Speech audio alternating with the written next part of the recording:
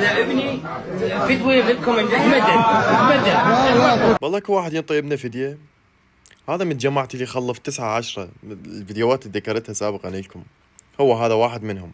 يقول لك انا من ربا من يشفع لي واحد من هذول التسعة، واذا راح واحد ما ينقصون هواي يصيرون 8. وبعد عندي شربوت فوت بيهم.